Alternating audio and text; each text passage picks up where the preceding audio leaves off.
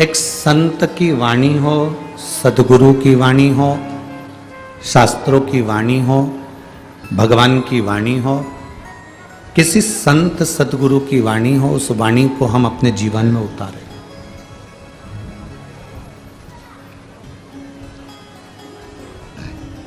शिव महापुराण की कथा केवल हमें सुनना नहीं है। सुनना किसको कहते हैं कि यहां से सुनी, यहां से निकाल दी। एक कान से श्रवण करी, दूसरे कान से निकाल कर बाहर कर दी, इसको सुनना कहा गया, इसको श्रवण कहा गया। पर शिव महापुराण की कथा को केवल सुनना नहीं है, शिव महापुराण की कथा को अपने भीतर धारण करना है, अपने भीतर उतारना है, अपने भीतर, अपने अंदर उसको धारण करना है।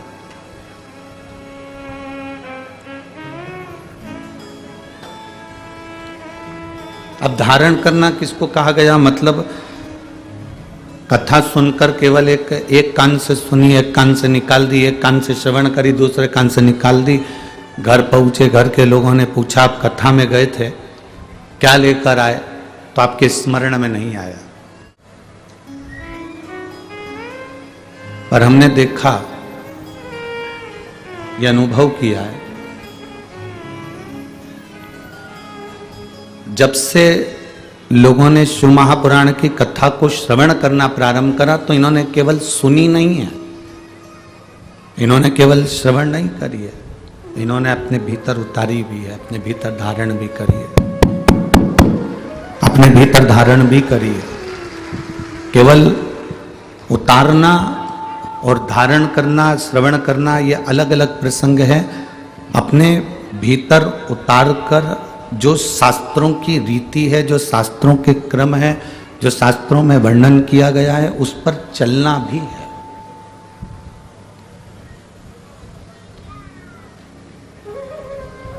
अभी तक लोग जितनी कथाएं सुनते थे, कथा श्रवण करते थे, वो सारी कथा लोग केवल सुनते थे पर अंदर धारण नहीं करते थे। पर शिव महापुराण की कथा वो कथा है जिसको लोगों ने धारण करा और एक लोटा जल ले जाकर शंकर भगवान को समर्पित करना प्रारंभ करा। मतलब अपने भीतर उसको उतारा, अपने भीतर उसको धारण किया, अपने भीतर उसको उतारा।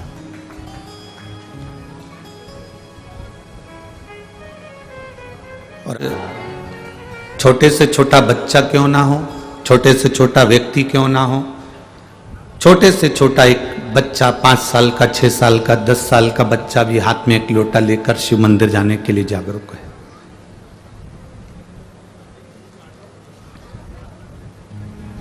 और ये जरूरी है। आप गुरु के दरवाजे तक जा रहे हो, गुरुद्वारे तक जा रहे हो, आप मंदिर के द्वार तक जा रहे हो, मंदिर के द्वार तक पहुंच रहे हो, आप किसी संत सदगुरु की शरणागति तक पहुंच रहे हो, तो ये एक आपके जीवन का एक आनंद है।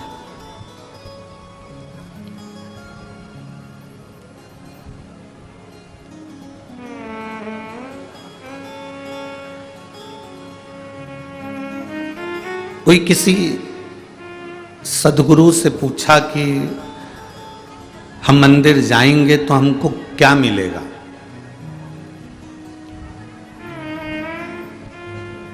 हम मान लो मंदिर गए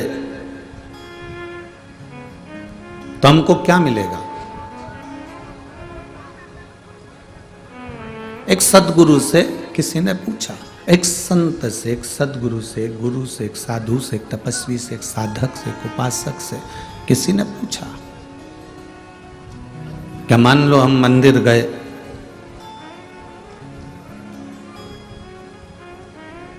हम गुरुद्वारे तक गए, हम भगवान की चौखट तक गए, हम गुरु की चौखट तक गए, हम मंदिर, देवालय, शिवालय तक गए, तो हमको क्या मिलेगा?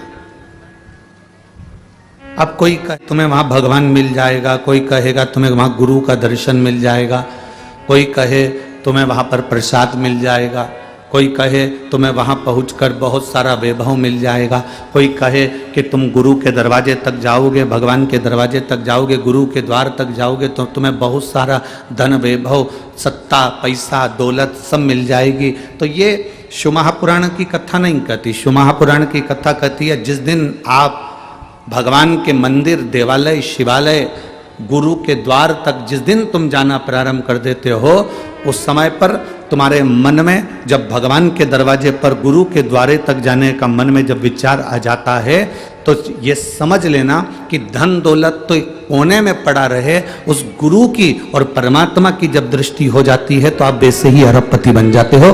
करोड़पति की तो बात ही दूसरी है।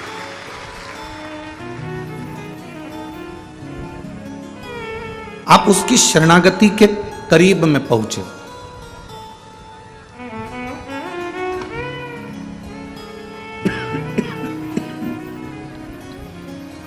आप उसके नजदीक पहुंचे हो, आप उसके करीब पहुंचे हो। चलो एक बात और सरल भाषा में लो। एक छोटा सा पोता दादाजी की गोद में बैठता है तो उसकी जेब का पेन लेके उठता है। बोलो सही है कि गलत है? उसकी जेब में कोई डायरी रखी है तो डायरी निकाल लेता है।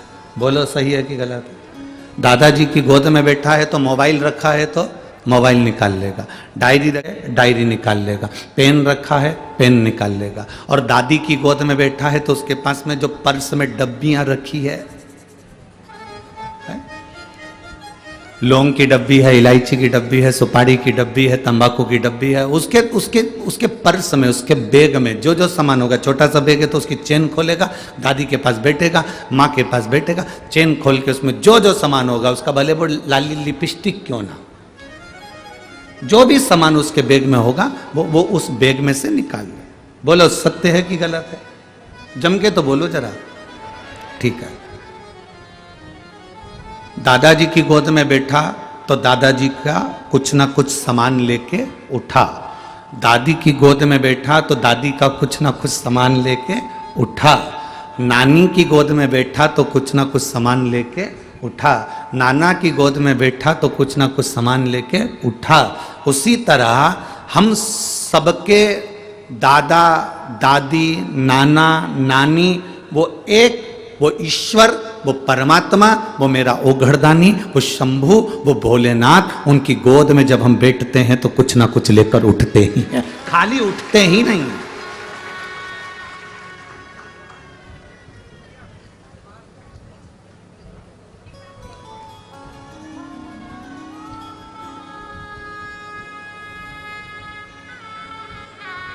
खाली नहीं उठते हम कुछ ना कुछ लेकर उठते।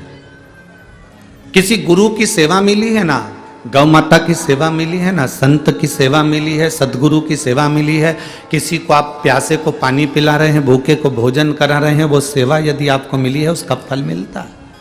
एक बार गुरु नानक देव अपने शिष्य के साथ में जा रहे थे और उन्होंने जाते जाते एक बहुत अंधेरा सा होने लगा। गुरु नानक देव जी ने कहा, बाले अब मुझे विश्राम करना है, तो कोई स्थान देख ले विश्राम करने का। बाले ने विश्राम करने का स्थान देखा और स्थान देखकर बाले ने कहा, गुरुजी विश्राम करने का स्थान तो है, स्थान तो है, पर एक टूटा सा झोपड़ा है, टूटा सा मकान है। गुरु नानक देव जी ने कहा, हमें ये मकान भी चलेगा, हमें ये झोपड़ा भी चलेगा, चलो। अब गुरु की दृष्टि में कोई जरूरी है कि महल होगा तो ही श्रेष्ठ होगा, झोपड़ा होगा तो भी श्रेष्ठ।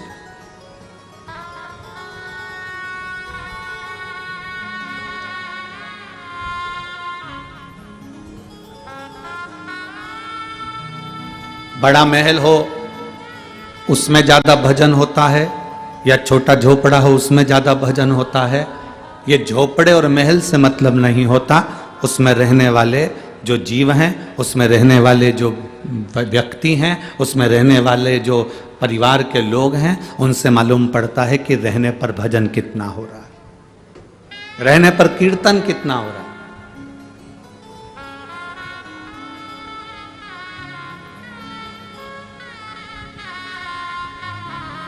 उसमें रहने वाला भगवान की अविरल भक्ति को कितना धारण कर रहा है।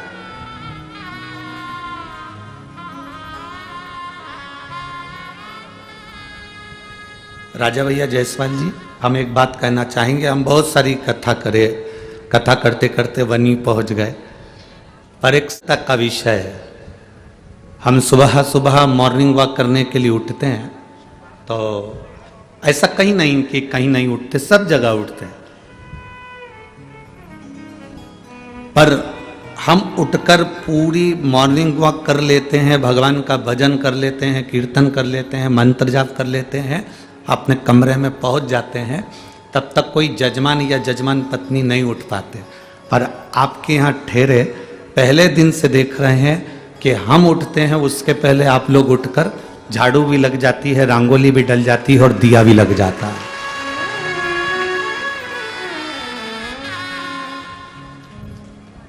ये प्रभु कृपा।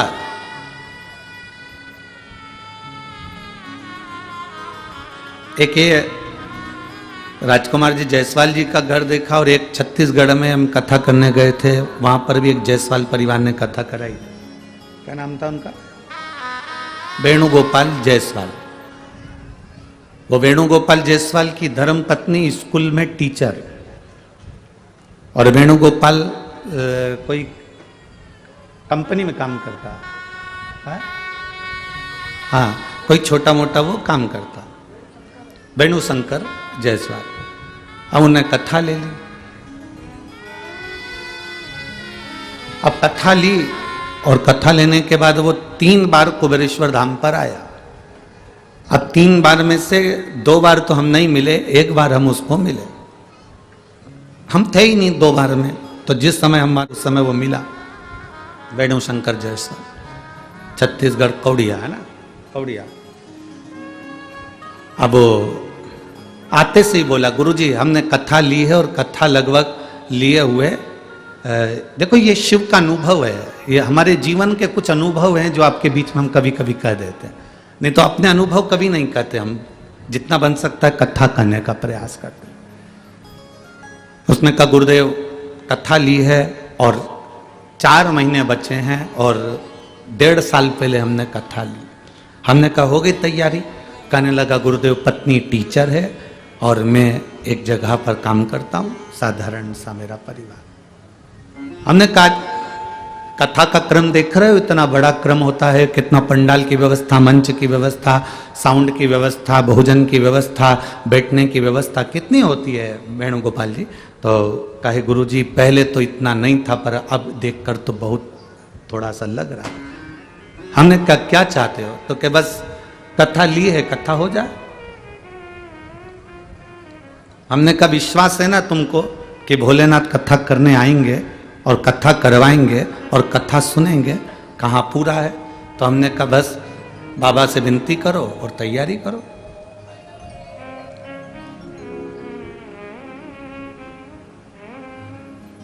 गए। उनके दोस्त ने उनको कह दिया कि एक प्लाट खरीदना है, और उस प्लाट मैं चाहता हूं कि तू भी मेरा पार्टनर बन जा। उसने कहा पार्टनर तो बन जाऊंगा, पर इतना धन नहीं है कुछ भी, थोड़ी सी पैसा कथा के लिए रखा है, शिव पुराण करवाना। तो कहा जो शिव पुराण के लिए रखा है चल वही लगा दे उसमें से। वो शिव पुराण का थोड़ा बहुत जो इकट्ठा करके रखा था वो प्लाट में लगा दिया। वो प्लाट आ गया शहर के अंदर। शहर में ऐसी जगह आ गया कि उसको एक कंपनी को जरूरत पड़ गई। 4 महीने के अंदर ही कंपनी ने वो प्लाट करोड़ों में खरीद लिया, और करोड़ों में खरीदा, और बाबा की कथा। एक विश्वास की दृढ़ता होती है, एक भरोसे की दृढ़ता होती है।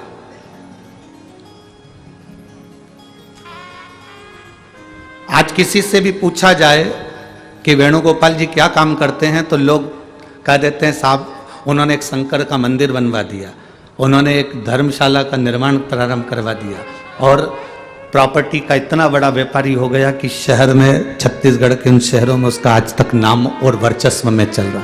ये बाबा देने वाला, आपका तो विश्वास दृढ़ है। आप भरोसे के साथ कहते हो कि हम आपसे भी कहते हैं, यहाँ जितने कथा सुनने आते हो बाबा से, तुम जब प्रार्थना करो, अपने दादा की जब गोद में बैठो, अपने बाबा की जब गोद में बैठो, तब उस समय तुम्हारा विश्वास इतना पक्का होना चाहिए कि शंकर कोई और नहीं, शंकर मेरा वो रब है, शंकर मेरा वो गुरु है, शंकर मेरा वो भाव है कि मैं उनकी गोद में जब बैठूंगा तो मेरा बाबा मुझे खाली नहीं छोड़ेगा, मैं उसकी गोद से जब उठूंगा तो कुछ ना कुछ लेकर आऊंगा।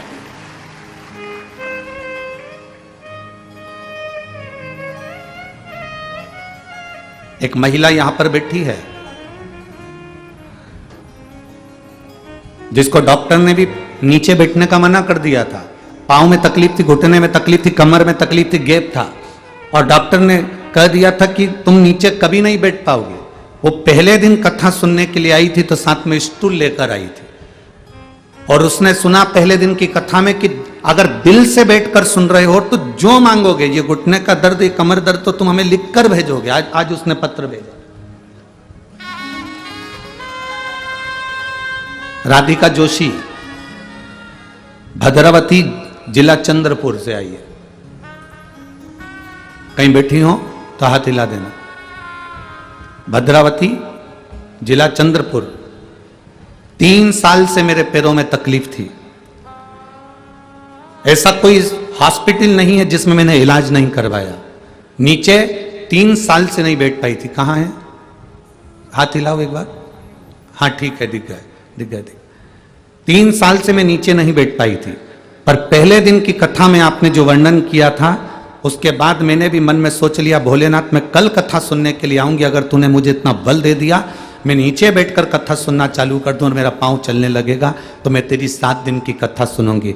बाबा 2 से 3 दिन मैंने यहां कथा सुनी और बाबा की कृपा से मेरे पैरों ने काम करना प्रारंभ करा। अब घर पर भी मैं नीचे बैठ सकती हूं और कथा में भी नीचे बैठ सकती हूं। ये शिव तत्व, बैठो बहन, शंभु शिव तत्व, ओघड़ी शंभु है।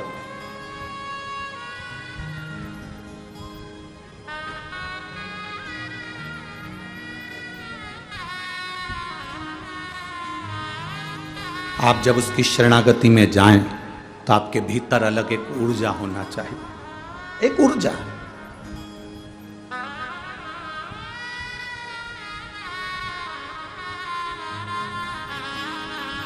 हम जिस नगर में, शहर में, सीहोर में रहते हैं, उस नगर में, शहर में, सीहोर में जिस रोड पर रहते हैं, वहां हमारे पास में डाकघर है, पोस्ट ऑफिस, और पीछे वाली रोड पर गुरुद्वारा।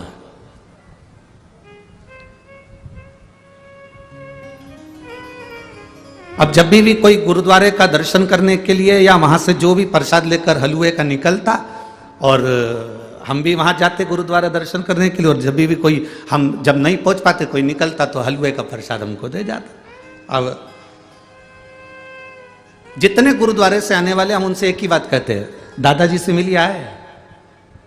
तो वो मुस्कुराकर कहते, गुरु जी तुम भी क्या बात करते हो, हम गुरुद्वारे गए थे, गुरु नानक देव जी के पास गए थे। हमने कहा वही तो दादा है, दादा के पास बैठोगे ना तो कुछ ना कुछ तो मिलेगा ना। जैसे हमको हलवा मिल जाता है, प्रसाद मिल जाता है, उसी तरह जब हम शिव के पास बैठते हैं, हम औघड़ी के पास बैठते हैं, हम किसी सदगुरु के पास बैठते हैं, हम किसी संत के पास बैठते हैं, तो हम खाली नहीं। अगर किसी गुरु के पास में भी आप, भले गुरु ने तुमको प्रसाद नहीं दिया, भले गुरु ने तुमको कुछ नहीं दिया, भले गुरु ने तुमको एक शाल तक नहीं उड़ाया, एक माला तक नहीं दी, एक तुलसी का पत्ता भी नहीं दिया, एक रुद्राक्ष भी नहीं दिया, भले गुरु ने तुमको कुछ नहीं दिया, पर तुम गुरु के पास जाकर बैठे हो, मतलब तुम्हें कुछ ना कुछ, तुम चले भी गए तो मिलेगा। गुरु नानक देव जी ने कहा पता करो मुझे यहाँ विश्राम करना है। बाले ने पता करा, सामने एक झोपड़ी है, झोपड़ी में एक माता रहती है, वो माता के घर में अपन रुक सकते हैं, पर दिक्कत केवल इतनी सी है कि माता के घर में इतनी जगह नहीं है। मत होने दो, अपने को क्या करना है, थोड़ी सी जगह में रुकना, रुकने की तैयारी करो। झोपड़े में गुरु नानक देव जी रुके, झोपड़े में रुके, और झोपड़े में गुरु नानक देव जी रुककर जब वापिस चले, झोपड़े में रुककर जब गुरु नानक देव जी वापिस चले, जाने के बाद गुरु नानक देव जी से बाले ने कहा आप इसको कुछ दोगे नहीं? गुरु नानक देव जी ने कहा रुक गए, प्रसाद पा लिया, बस चलो। अरे आप इतने बड़े गुरु हो, आप कुछ दोगे नहीं? गुरु नानक देव जी ने कहा बाले तू चल रहा है कि मैं जाऊं? गुरु नानक देव जी भगवान का राम नाम स्मरण कर चलते रहे, आगे बढ़े। 4 साल तक गुरु नानक देव जी उस गांव में नहीं गए, 4 साल के बाद गुरु नानक देव जी उस गांव में गए तो जहां झोपड़ा था वहां महल बना हुआ था, और बाले ने कहा गुरुदेव यहां महल? गुरु नानक देव कहा पता करके आऊं वही बूढ़ी माँ रहती है कि कोई दूसरा रहता है। जब जाकर देखा तो वो बूढ़ी माँ गुरु नानक देव जी का इंतजार कर रही थी कि जिसने कदम रखकर मेरे झोपड़े को महल बना दिया वो गया कहां? वो गया कहां? आप शंकर जी के मंदिर में जाते हो तो आपके मन में आता है मैंने पशुपति व्रत करा, भगवान ने क्यों नहीं सुना? मैंने इतने साल जल चढ़ाया, मैं 4 महीने से भगवान को जल चढ़ा रही हूं, मैं 3 महीने से भगवान को जल चढ़ा रही हूं, मैं 6 महीने से भगवान को जल चढ़ा रही हूं, भगवान मेरी सुनता नहीं है। गुरुजी तुम तो झूठ बोलते हो कि भगवान सुनता है, मैं तो 5 महीने से चढ़ा रही हूं, मैं तो 3 महीने से चढ़ा रही हूं, मैंने तो 2 बार पशुपति व्रत कर लिया, मैंने तो 4 बार पशुपति व्रत कर लिया, मैंने तो 8 बार पशुपति व्रत कर लिया, मैंने तो ये कर लिया, मैंने तो बेलपत्री चढ़ा ली, भगवान मेरी सुनता नहीं है। गुरुजी तुम कहते हो भगवान सुनता है, मैं साल भर से भगवान को जल चढ़ा रही हूं, भगवान मेरी नहीं सुनता। आपसे निवेदन है, गुरुजी ने जल चढ़ाने का बोला और तुमने जल चढ़ाना प्रारंभ करा, तुमने जल चढ़ाना प्रारंभ करा, कोई तुमने पाप नहीं करा। अगर आज तुम खड्डा खोद रही हो उसको खोदते जाओ खोदते जाओ खोदते जाओ, उस खड्डे में पानी जरूर निकलेगा, ये निश्चित है। उसको खोदना पड़ेगा, जाते जाओ उसके दरवाजे से तुम्हें कृपा जरूर मिलेगी, उसकी दया जरूर होगी, उसकी कृपा दृष्टि जरूर होगी।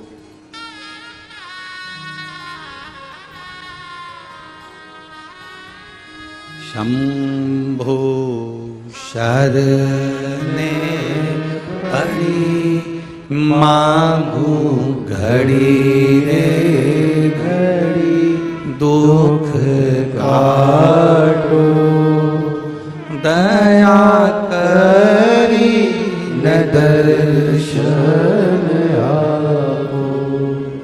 शंभो शरणे पड़ी मांगू घड़ी रे घड़ी, दुख काटो दया करी न दर्शन आपो।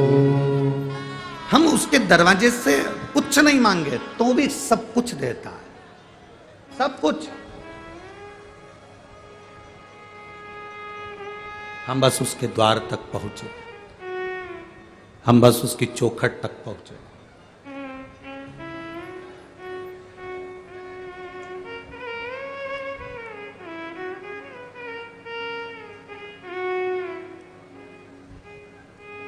और जब हम उसके पास में जाकर बैठेंगे, जब हम उसके करीब में जाकर बैठेंगे तो वो देगा, देने में कमी नहीं रखेगा, कोई कमी वो देने में नहीं रखेगा।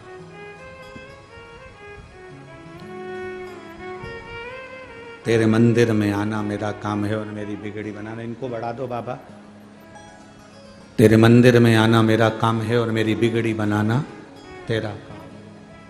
हम पहुंचे उसके दरवाजे पर, वो स्वीकार करेगा, आपको स्वीकार।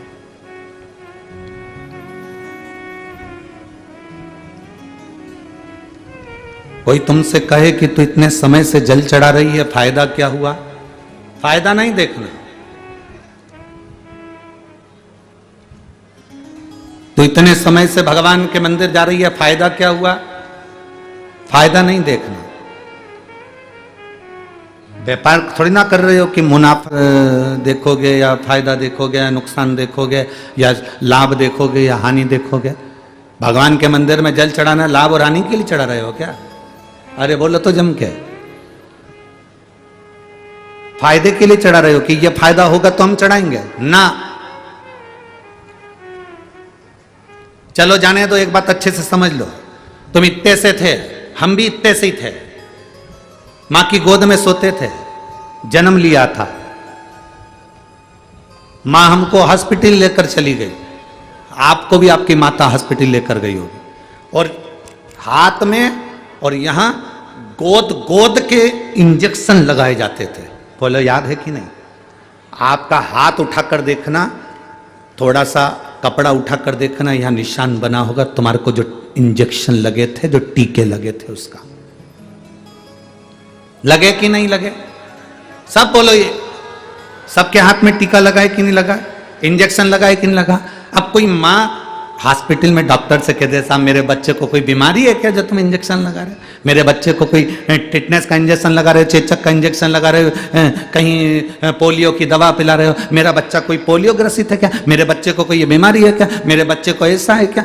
डॉक्टर क्या कहता है, देखो आज अगर इसको कष्ट हो गया, आज अगर इसको तकलीफ हो गई तो हो जान दो, 2-3 दिन बुखार आएगा, 2-3 दिन रोएगा, रात भर जागेगा, क्योंकि इंजेक्शन का टीके का दर्द होगा, तुम भी जागना पड़ेगा, टेंशन मत लो। अगर आज इंजेक्शन लग गए, आज अगर पोलियो की दवा पी ली, आज अगर चेचक के इंजेक्शन टीके लग गए तो ये आखिरी तक, इसके मरते दम तक इसको ये बीमारी लौट कर नहीं आएगी, इसकी गारंटी हमारे पास है।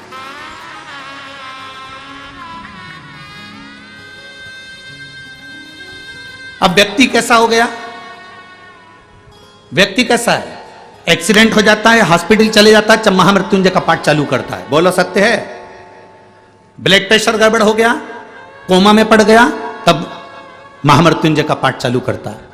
वेंटिलेटर पर पड़ा है, तब महामृत्युंजय का पाठ चालू करवाते हैं उसके घर के लोग, महामृत्युंजय का पाठ करवा वो ठीक हो जाएगा, महामृत्युंजय का पाठ करवा उसका एक्सीडेंट हो गया, महामृत्युंजय का अनुष्ठान करवा उसके साथ ही हो गया। अर्थात अगर यही इंजेक्शन तुझे पहले लग गया होता, तू रोज 1 लोटा जल देवादिदेव महादेव को चढ़ा रहा होता, तो प्रतिदिन शंकर जी के मंदिर पे चढ़ा हुआ जल पी रहा होता, तो तुझे आज वेंटिलेटर पर पड़ा नहीं होना पड़ता।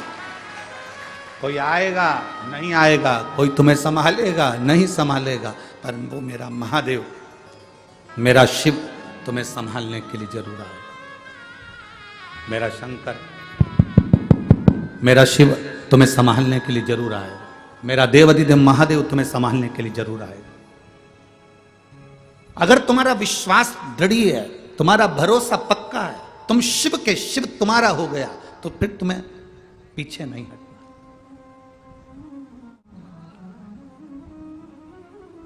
फिर तुम्हें नहीं सोचना,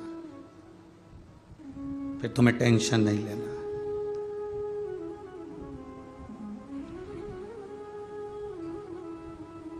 दर्पण में मुख नहीं होता, संसार में सुख नहीं होता, यह अंदाजा आपकी जिंदगी में लगा कर रखना। दर्पण में केवल मुख देखोगे तब तक मुख है, दर्पण में परमानेंट तुम्हारा मुख है क्या? अरे बोलो तो जम के, नहीं।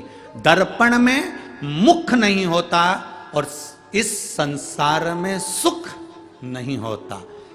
देखोगे तो दर्पण में मुख दिखेगा, और अगर दिल से देखोगे तो 5000 की नौकरी में भी सुख दिखेगा, नहीं तो नहीं दिखेगा।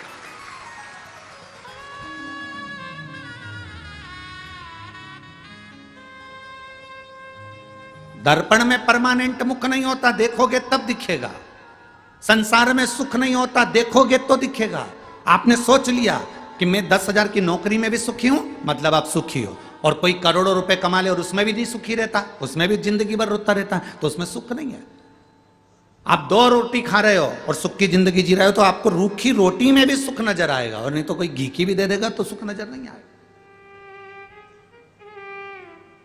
उसमें सुख का भान नहीं होगा। दर्पण में मुख नहीं होता और संसार में, बोलो बोलो जम के बोलो, सुख नहीं होता। दर्पण में मुख देखना पड़ता है और संसार में सुख देखना पड़ता है। आपके घर में जितना धन है, जितना वैभव, जैसी गाड़ी, जैसा बंगला, उसमें आप सुख देखोगे, आपको सुख मिलेगा। आप दूसरे के घर में झांकोगे, आप दूसरे के ओर देखोगे तो सुख का अनुभव नहीं होगा। दूसरों से अपने जीवन को कंपेट में रखोगे, अपने जीवन को संतुलन देखोगे कि मेरे बराबर है कि नहीं, ना मैं उसके बराबर हूं कि नहीं, नहीं, हमको नहीं देखना।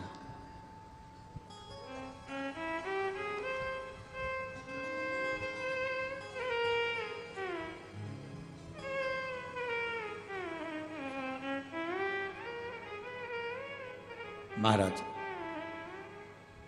हम जब भोले बाबा के चरणों में जाकर बैठते हैं, कुछ मत मांगा, कोई फायदे की बात हमने नहीं सोची, हम तो बस केवल उसके दरवाजे तक गए, हम तो केवल उसको जल चढ़ाने के लिए, हम तो केवल उसको 1 लोटा जल चढ़ाने के लिए पहुंचे।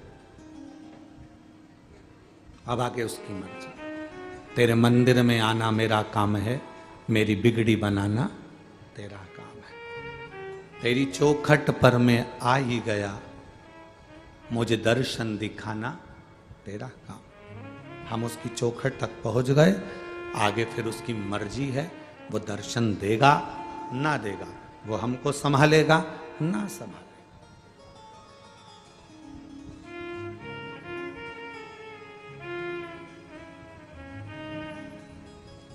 दो जगह गिरना होता है, एक रोड पर चल रहे हो तब गिर गए, और एक मंदिर में दर्शन कर रहे हो तब गिर गए।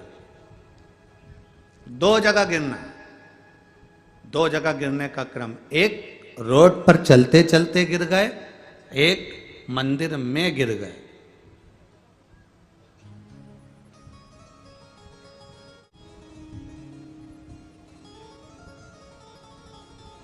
मंदिर में गिरे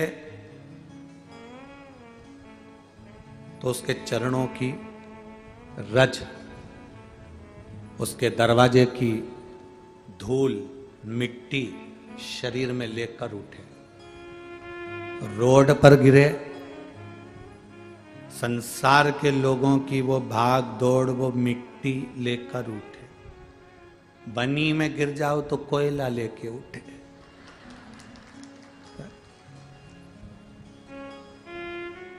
अब उठे,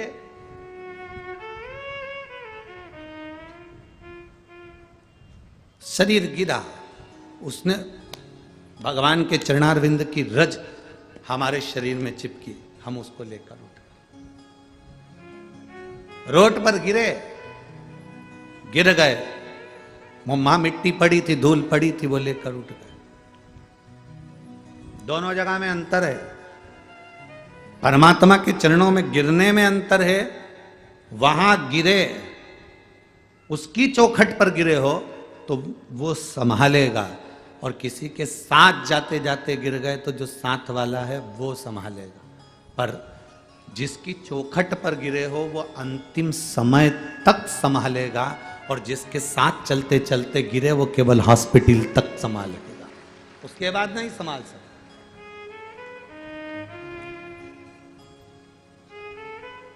शंभो शरणे पड़ी मांगू घड़ी रे घड़ी, दुख काटो दया करी न दर्शन आपो, दया करी न दर्शन आपो। शिव की अविरल भक्ति एक सुख देती, एक आनंद की अनुभूति। हाँ, हम कहते हैं कि जल चढ़ाने वाला व्यक्ति एक लोटा जल चढ़ाता है तो कल्याण होता है। हम कहते हैं केवल उसके कल्याण तक की बात मत करो, 71 पीढ़ी तक के कल्याण की बात करिए। बोलो ईमानदारी से बोलो री जीजियो, जितने लोग कथा सुन रहे हैं यहाँ, वणी की जीजी और वणी के जी जाओ, जरा अच्छे से बोलना, समझदारी से बोलना। शिव पुराण सुनने से पहले जितने महाराज तुमको कथा सुनाते थे वो 7 पीढ़ी की बात करते थे। बोलो करते थे कि नहीं करते थे? 7 जन्म की बात करते थे कि नहीं करते थे? केवल शिव महापुराण में ही तुमने 71 पीढ़ी सुनी है, इसके पहले सुनी क्या? कि कोई भागवत में, रामायण में, गीता में वर्णन किया हो कि 71 पीढ़ी का वर्णन केवल शिव महापुराण के अंतर्गत, विदेश्वर संहिता के अंतर्गत वर्णन किया गया कि ये। और अगर पुराण भी नहीं पढ़ सकते तो उज्जैन के ऋण मुक्तेश्वर मंदिर में जाओ, जहां पर पत्थर पर अंकित लिखा है कि शिव महापुराण की कथा का स्मरण करने वाला, सुनने वाला अपनी 71 पीढ़ी को तार देता है। यह वहां उज्जैन भूमि पर भी लिखा। अगर शिव महापुराण को नहीं खोल सकते, नहीं पढ़ सकते, तो आप वहां पढ़िए।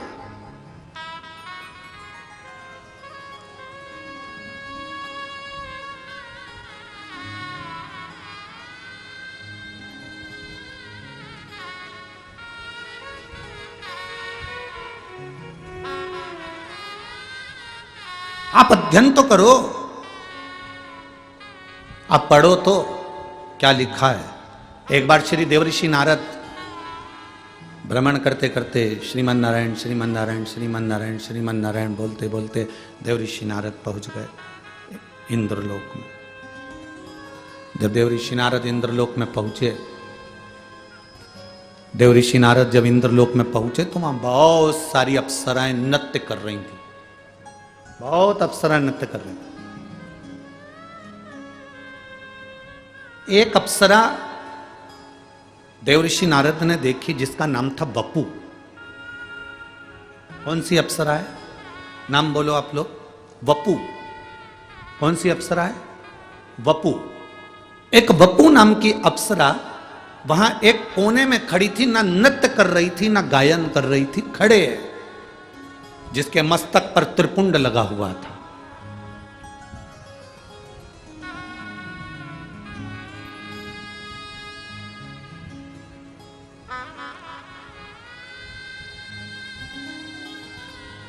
चालीस गांव की कथा में आपको कहा था, दुर्वासा ऋषि मस्तक पर त्रिपुंड धारण कर कर गए थे और नरक में घूमने के लिए गए थे। और नरक में कुंभी पाक, नरक में कुंड में उन्होंने झांका था। उनके मस्तक के त्रिपुंड की थोड़ी सी राख भभूति कुंड में गिर गई थी तो नरक में बेकुंठ उत्पन्न हो गया था। वो त्रिपुंड की भभूति में इतना दम था।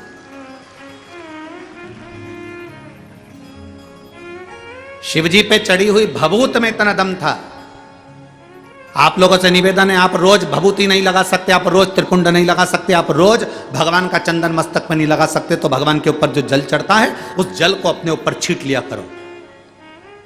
24 घंटे एनर्जी रहेगी, 24 घंटे बल।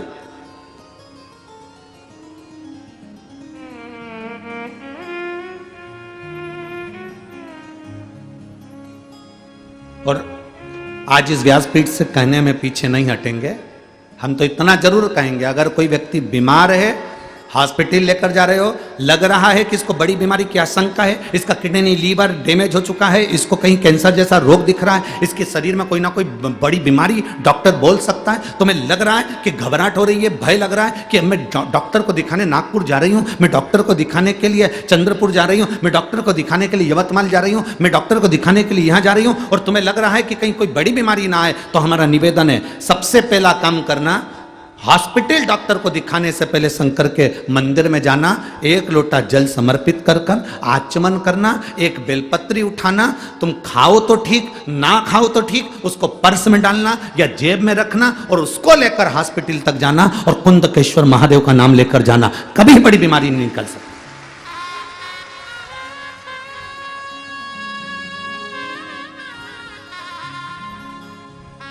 उससे मिलने से, डॉक्टर से मिलने से पहले महादेव से मिलो। अकाल मृत्यु वो मरे जो काम करे चंडाल का, काल उसका क्या बिगाड़े जो भक्त हो महा काल का। जो शिव की आराधना करता हो, शंकर से मिलकर गया हो, शिव से मिलकर।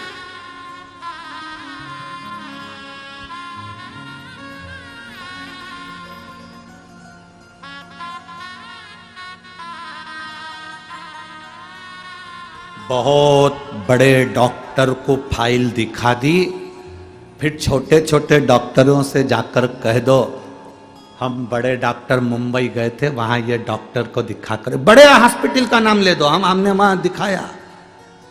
फिर छोटे डॉक्टर को दिखाओ, छोटे तुम्हारे गांव के, तुम्हारे शहर के हॉस्पिटल में जाकर दिखाओ। वो फाइल देखते से ही कह देगा अरे ये तो माँ के हॉस्पिटल की है। फिर वो करेगा जब तुम माँ दिखाया है तो फिर हम थोड़ा बहुत ट्रीटमेंट देख लेते।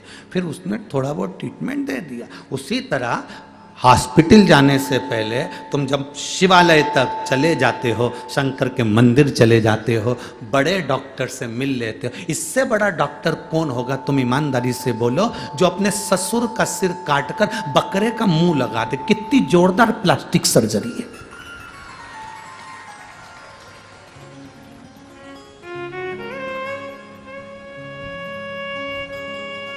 एक लड़के ने लिखकर भेजा, गुरुजी ये बताओ कि गणेश जी का सिर कटा तो शंकर भगवान ने गणेश जी का ही सिर क्यों नहीं जोड़ दिया वापिस, हाथी का सिर क्यों जोड़ा? तो हमने कहा ये तो कोई भी कर लेगा, हाथ टूटा हाथ कोई भी जोड़ देगा, पर हाथ की जगह पांव तो लगा के बता, तब मालूम पड़ेगा कि सही सर्जरी हुई कि नहीं हुई। यहां से थोड़ी सी चमड़ी निकाल कर यहां लगा दी, यहां का थोड़ा सा अंग निकाल कर यहां लगा दिया, यह तो कोई भी कर सकता है। सिर कटा, वही की वही सिर तो कोई भी जोड़ सकता है। पर दिक्कत जहां लोगों को लगती है, लोग कहते हैं सनातन धर्म पर उंगली उठाते उठाते, तुम्हारे भगवान ने सिर काटा था, वही की वही सिर क्यों नहीं जोड़ दिया, हाथी का सिर क्यों लगाया। हमारा कहने का मतलब केवल इतना सा है, किसी मनुष्य के शरीर पर हाथी का मुंह जोड़कर अब समझे कि प्लास्टिक सर्जरी इसको कहते हैं, और वो भी जिंदा।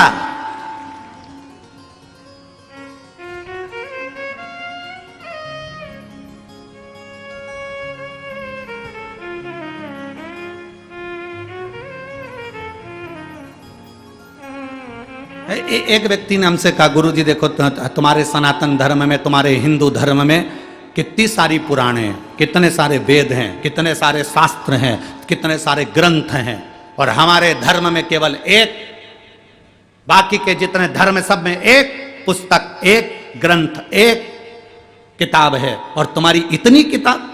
हमने उनसे कहा हम पूरी लाइब्रेरी लेकर चलते हैं, क्योंकि हम सनातन हिंदू हैं। पूरी लाइब्रेरी लेकर चलते हैं, साथ में होना चाहिए, लाइब्रेरी हमारी है। एक पुस्तक टांग कर क्या करें, लाइब्रेरी हमारी है। हम विष्णु पुराण भी पढ़ते हैं, हम गर्ग संहिता भी पढ़ते हैं, तो हम सब कुछ पढ़ते हैं, कोई चीज नहीं छोड़ते, कोई चीज क्या छोड़ें। तुम्हारे हाथ में किसी संत की पुस्तक आ जाए तो उसको भी पढ़ो, किसी वेद पुराण शास्त्र ग्रंथ जो आया उसका अध्ययन होना चाहिए, उसका अध्ययन हो।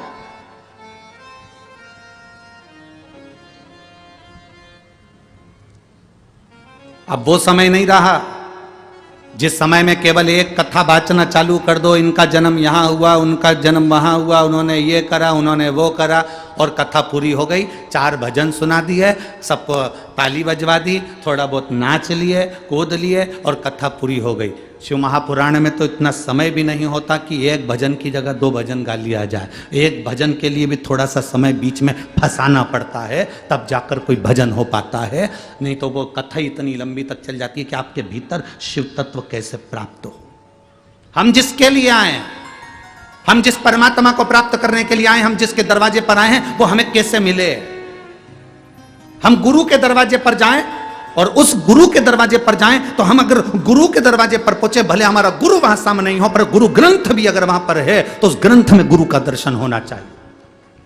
उस ग्रंथ में गुरु का दर्शन हो तो समझ लेना कि तुम्हारा गुरु के दरवाजे जाना सार्थक हुआ, तुम्हारा गुरुद्वारे जाना सार्थक हुआ। तुम मंदिर में जाओ, और मंदिर में जाने के बाद तुम अगर भगवान को जल चढ़ाते समय तुम्हारे भीतर की इंद्रियां आनंदित ना हो जाए, तो तुम्हारा फिर मंदिर जाना व्यर्थ है। वहां आनंदित होना चाहिए कि मैंने जल चढ़ाया तो मेरी इंद्रियां आनंदित हुई।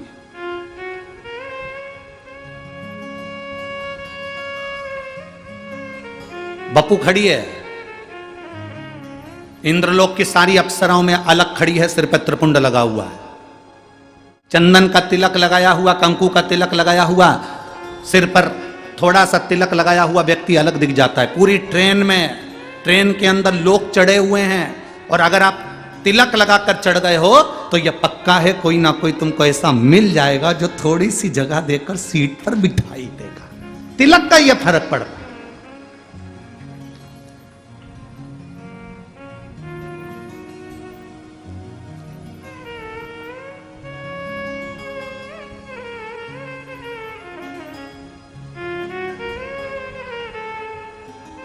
आप थोड़ा सा तिलक लगाए, आपको सम्मान मिलेगा।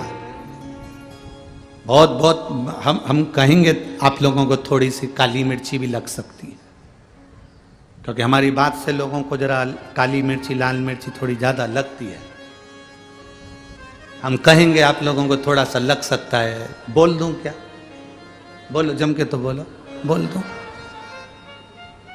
एक कायदे के वस्त्र जब पहनकर आप कहीं जाते हो ना, तो किसी के बाप में दम नहीं है कि तुम पर निगाह उठाकर देख ले।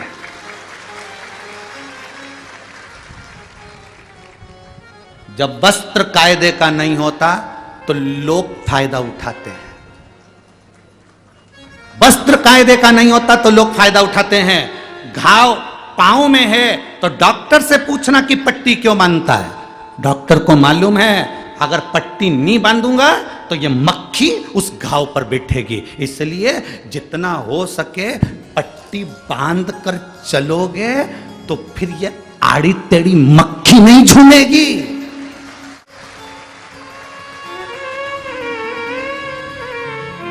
मक्खी झूमती तब है जब घाव दिखते हैं, जब हमारा शरीर नजर आता है।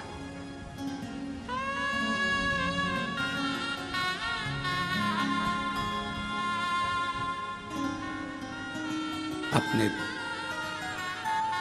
तन को, मन को जितना ढक सकते हो उतना ढक कर चलिए।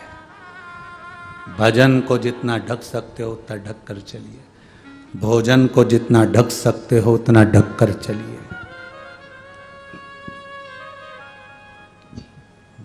भजन, भोजन, धन और नारी जितनी पर्दे में रहती है उतनी सेफ रहती है, उतनी सेफ है।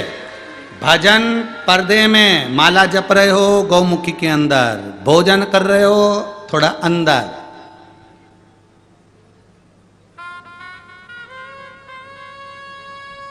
पहले के जमाने में लोग भोजन घर में करते थे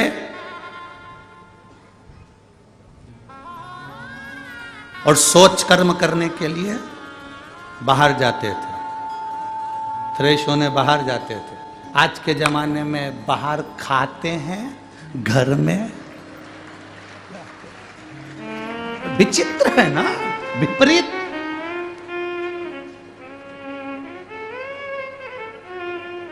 सारी होटलों पर खाकर आएंगे और किसी के यहाँ अतिथि के यहाँ मेहमान के जाएंगे, जाते से पूछेंगे टॉयलेट का। अब तू जब इतना पूरी होटलों में खाकर पीकर आया, खूब शान सत्ता से बड़े बड़े 5 स्टार में खाया, वहां टॉयलेट जाता? आते से ही अतिथि के घर में हमको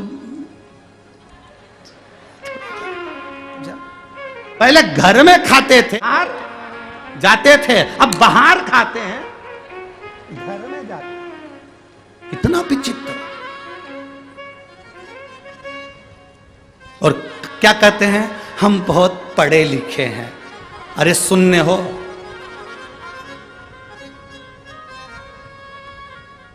अच्छाई अपने घर में होना चाहिए, अपने भीतर। अपने और पराये का अंतर क्या होता है मालूम है आप लोगों को? अपने और पराये का कभी अंतर देखना हो ना, तो अपने और पराये का अंतर क्या होता है? अपना व्यक्ति कुछ बोलता है तो कान में बोलता है, और पराया व्यक्ति जब भी बोलता है तो पूरे गांव में बोलता है।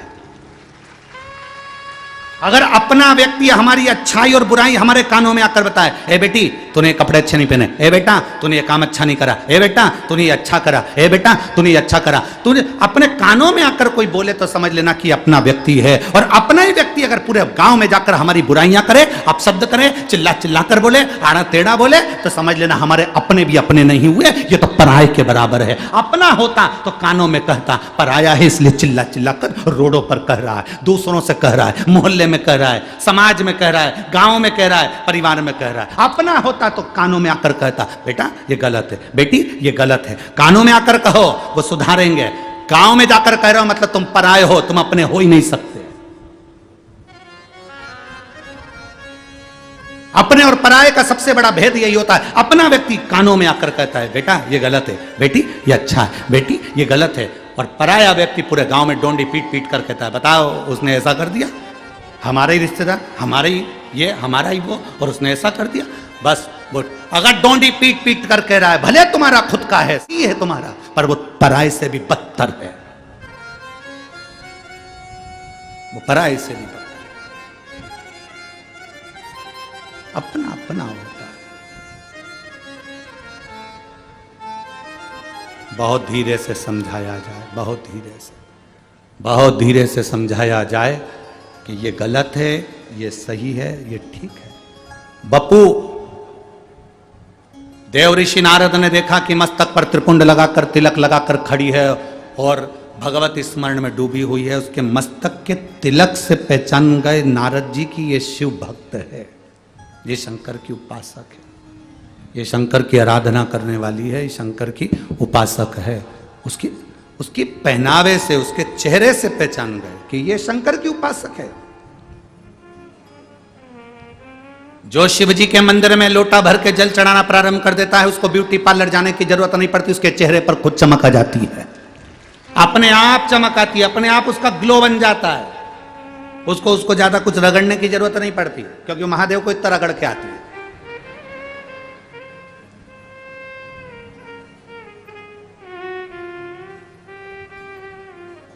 33 कोटि देवताओं के मंदिर में सबसे ज्यादा चकाचक आज के जमाने में महादेव ही हैं।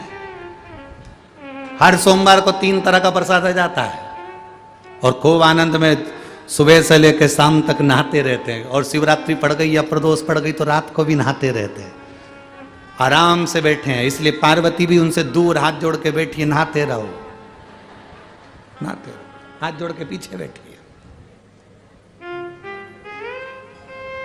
नंदी भी बाहर है। नंदी ने कहा हम तुम्हारे चक्कर में कभी नहीं पड़ेंगे, ज्यादा पानी हम पे चढ़ गया तो बीमार पड़ जाएंगे, तुम ही नहाओ।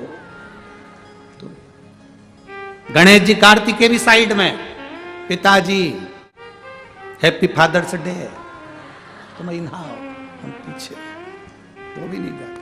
अकेले महादेव अलमस्त, अकेले। जब तुम घर से फ्री हो जाते हो, लोटा भर कर जाते हो, हर हर श्री शिवाय बोल बम का नारा है, सारी समस्या का हल। और बाबा को प्रणाम कर कर नंदी के कानों में बोल कर, नंदी शाम को महादेव जी को घुमाने ले जाए तो बनी में कोयले की खदान के पास मेरा ही घर है, अच्छे से रुक जाना, नहीं तो कोयले में आग लगा के धुआं करके रोक लूंगे। तो सोच ले, नंदी हाथ ठीक, शिव तक वो घड़ी है शंभू।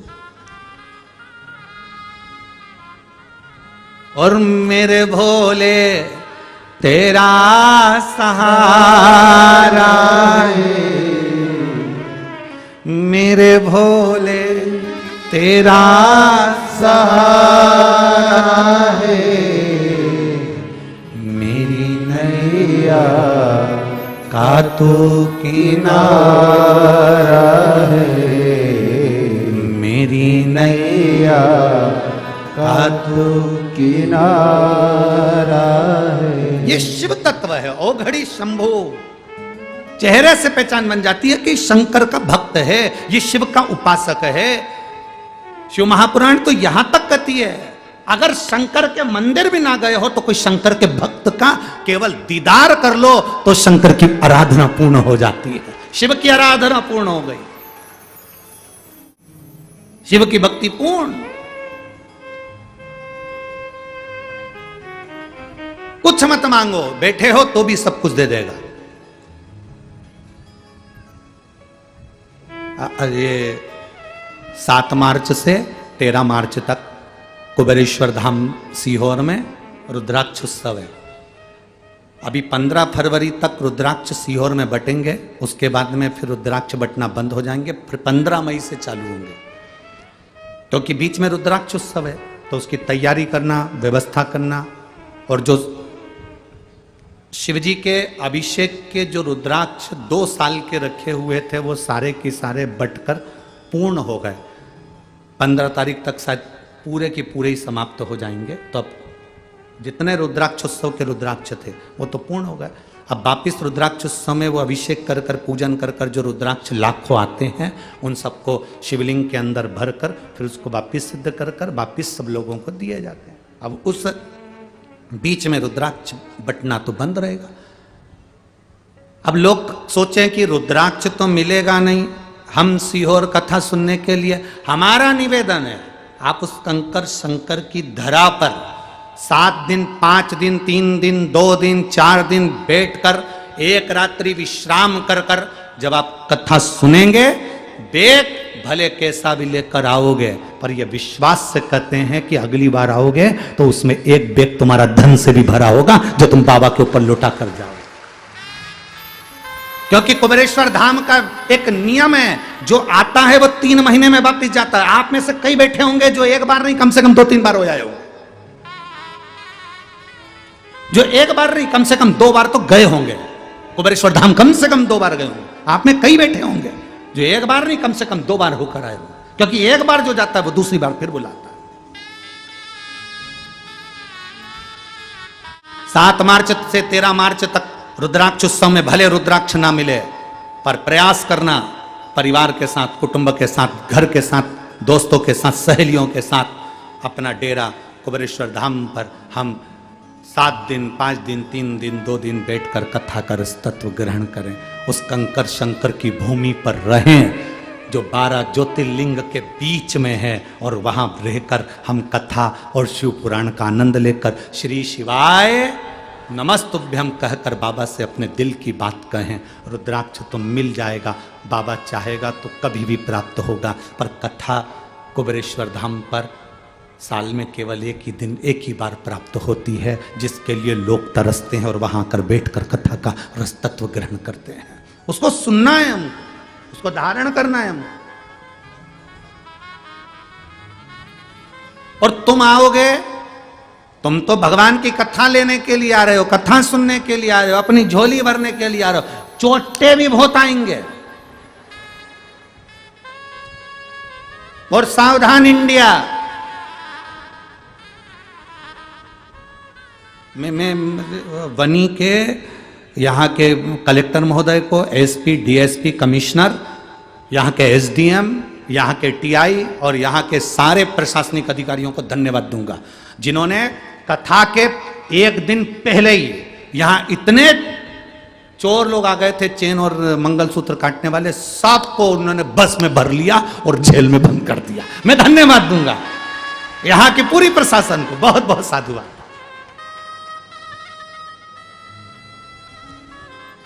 और आपसे निवेदन है, जितने लोग कुबेरेश्वर धाम आने वाले हैं, आपसे निवेदन है वहां पर सोना चांदी लेकर मत आना, क्योंकि मेरा कुबेर भंडारी डायमंड है। तुम्हारा सोना चांदी लेकर मत आना, मेरा कुबेर भंडारी पारस मणि है। पारस मणि जानते हो, जिसको छूता है लोहे को भी सोना कर देता है। तो तुम आना, छूना, सोने होकर चले जाना। बाएं 3 महीने बाद फिर आकर कुबेरेश्वर धाम पर बताना कि बाबा ने दिया कि नहीं दिया। तुम सोना चांदी लेकर मत आना, तुम्हारी अंबानियां लेकर मत आना, तुम्हारा जेवर आभूषण और महंगा वाला मोबाइल लेकर मत आना। तुम तो जिस पे तुम्हारा फोटो अच्छे से खींच सको बस बोल लिया आना, बाकी के जाने। हमें करना क्या, भजन और स्मरण, भक्ति, अविरल भक्ति को तुम्हारे चेहरे का तेज बताएगा कि तुमने शिव तत्व कितना प्राप्त करा। बपू अप्सरा इंद्रलोक में साइड में खड़ी है, सिर पर त्रिपुंड लगाए, नारद जी पहचान गए ये कोई साधारण नहीं, ये शिव की उपासक है, ये शंकर की उपासक है। और पहचान ऐसे ही होती है महाराज, ऐसे शिव पुराण कहती है देव ऋषि नारद बप्पू के पास में गए। बप्पू अप्सरा के पास में देव ऋषि नारद ने जाकर कहा,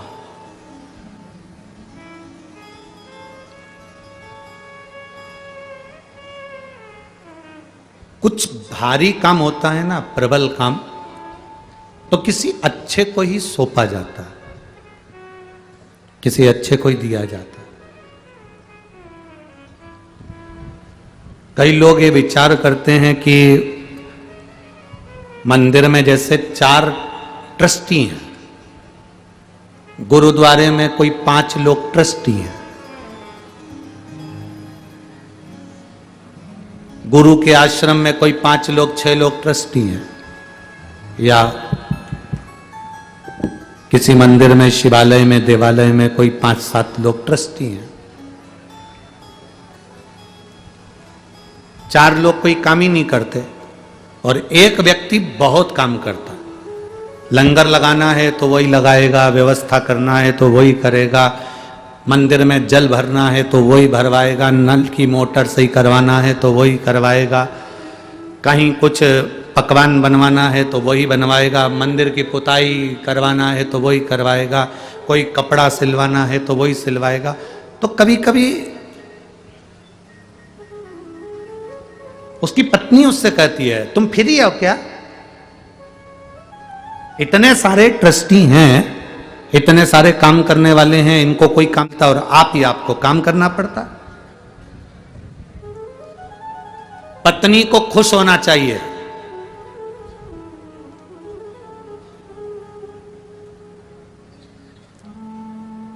तुम्हारा पति दुकान पर है, 22 लाख रुपए उसको घर भेजना है। दुकान पर 2 लोग हैं, एक नौकर है और एक उसका बेटा है। किसके हाथ भेजेगा? जम के बोलो जरा। नौकर के हाथ भेज देगा? किसके हाथ भेजेगा? बेटे के हाथ। मंदिर में, शिवालय में, देवालय में, गुरुद्वारे में, संत के यहाँ, गुरु के यहाँ, किसी मंदिर, देवालय, तीर्थ में अगर तुम्हें सेवा करने का मौका मिल रहा है, यदि तुम्हारा शरीर इस काम के लायक है कि भगवान के मंदिर में झाड़ू तुझे लगवाना है, पुछाई तुझे करवाना है, ये काम तुझे करवाना है, लंगर तुझे लगवाना है, भंडारे तुझे चलवाना है, तो तुम अगर ऐसा काम कर रहे हो तो ये मान कर चलना तुम महादेव के बेटे हो, इसलिए तुम पर काम अच्छा सौंपा गया।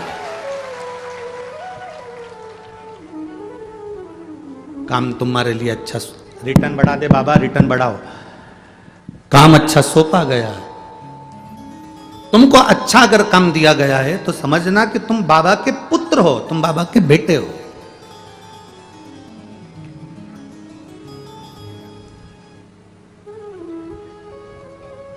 अच्छा कार्य यदि मिल जाए तो समझ लो कि ये उसकी कृपा से हमको मिला, ये उसकी दया से हमको मिला। मेरे बाबा तेरी नौकरी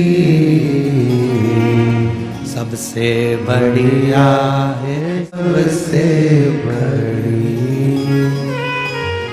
तेरे दरवाजे की चाकरी सबसे बढ़िया है, सबसे खरी। जब से तेरा गुलाम हो गया, तब से मेरा भी नाम हो गया। जब से तेरा गुलाम हो गया, तब से मेरा भी नाम हो गया। वरना औकात क्या थी मेरी, वरना औकात क्या थी मेरी। सबसे बढ़िया है, सबसे बड़ी। सेवा का मौका मिले तो समझ लेना कि आप बाबा के बिल्कुल करीब हो, बिल्कुल करीब। लंगर लगा रहे हो, अहंकार मत करना कि मैं लंगर लगा, नहीं, तुम बाबा के बिल्कुल करीब हो। भंडारे कर रहे हो, तुम बाबा के बिल्कुल करीब हो। किसी प्यासे को पानी पिला रहे हो, बाबा के करीब हो। किसी बीमार व्यक्ति की औषधि का खर्चा उठा रहे हो, बाबा के करीब हो। किसी विद्यार्थी की विद्या का अध्ययन करवा रहे हो, तुम बाबा के करीब हो, बहुत करीब। एक पत्र है,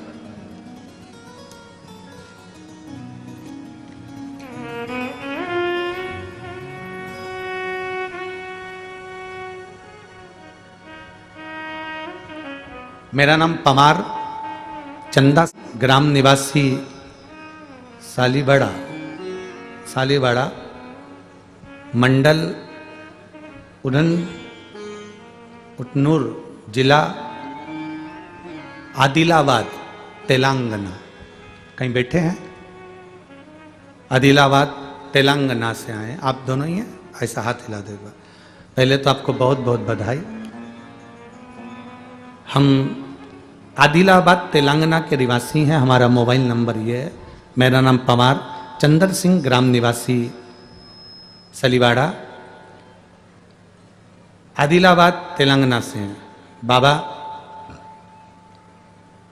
शिव जी की पूजन का फल क्या होता है? शंकर भगवान के मंदिर में झाड़ू लगाना, पोछा लगाना, सेवा करना, लोग भले हंसकर जाएं, पर गुरुजी कितना भी दुनिया हंस ले, एक बार मेरा बाबा उनका मुंह जरूर बंद करता है और वो जवाब भोलेनाथ देता है। गुरुदेव, मेरे 2 बेटे, कोई काम नहीं, कोई बिजनेस नहीं, कोई धंधा नहीं, आपकी कथा सुनकर बस मैंने एक काम चालू करा, शिव जी के मंदिर में सुबह 5 बजे से जाना, झाड़ू लगाना, पोछा लगाना, लोटा भर के जल चढ़ाना। बाबा से बस एक काम ना करता था कि मेरी जिंदगी में मैं कुछ नहीं कर पाया, पर मेरे दोनों बेटे गवर्नमेंट जॉब में लग जाएं, ऐसी कृपा करना बाबा। मेरे दोनों बेटे गवर्नमेंट जॉब में लग जाएं, बस इतनी कृपा बाबा करना, और कुछ नहीं चाहिए। आप कहते हो गुरुजी बाबा सुनता है, बहुत टाइम लगता है, लोगों की फाइल मोटी होती है, पर मैं कहता हूं बाबा के मंदिर में अगर दिल से जिसने सेवा करी, बाबा उसको तनख्वाह जरूर देता है, क्योंकि उसके दरवाजे की नौकरी कभी खाली नहीं जाती। मेरे बाबा ने ऐसी कृपा कर दी, मेरा बड़ा बेटा CISF में सर्विस कर रहा है, ड्यूटी पर तैनात हो गया, 23/2022 को उसकी नौकरी लग गई, और दूसरा बेटा मेरा बाबा की कृपा से ITBP में नौकरी कर रहा है, और मैं बाबा को यहाँ दंडवत प्रणाम करने के लिए आया हूँ।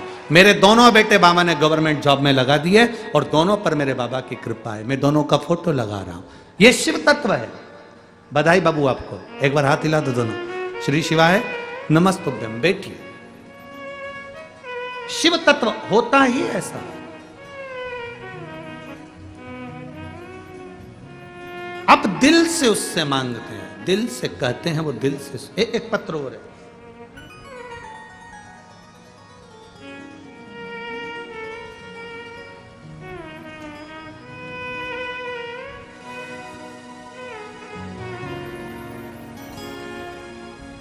रितु सुरेश ठाकुर, निवासी यवतमाल। मोबाइल नंबर ये है, रितु सुरेश ठाकुर, निवासी यवतमाल। कहीं बैठे हो तो आप ही हैं, एक हाथ हिला दो ऐसा। यवतमाल मोबाइल नंबर मेरा बाबा के। ये वर्णन क्या गुणगान करूं गुरुदेव। बहुत साल से प्रयत्न कर रहे थे, सरकारी जॉब नहीं लग रही थी, पूरी उम्मीदें छोड़ दी थी। 2018 में एक पेपर दिया था, वो पेपर का भी रिजल्ट नहीं आया था। अब टीवी के ऊपर किसी ने कथा सुनी, और उस बहन ने हमसे कहा, आप अगर मंदिर में जाकर कुछ नहीं कर सकते तो बैठ जाया करो।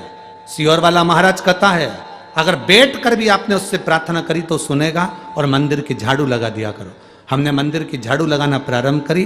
बाबा का मैं क्या गुणगान करूं गुरुदेव। जो 2018 में एग्जाम दिया था, सब तरह से वो एग्जाम निष्फल था, उसका कोई रिजल्ट नहीं आना था, पर बाबा की झाड़ू लगाने का क्या फल ये मिलता है।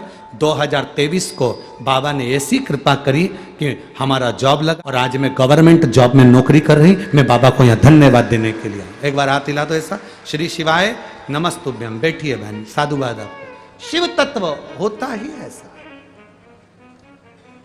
कि खाली ना जाता कोई दर से तुम्हारे, खाली न जाता कोई दर से तुम्हारे, मैं भी खड़ी हूँ बाह पसारे, अपने हृदय लगा लो, गिरा जा रहा हो, उठा लो। शिव से प्रार्थना करें। एक पत्र और भेजा है, वो भी पढ़ लो, सुन लो।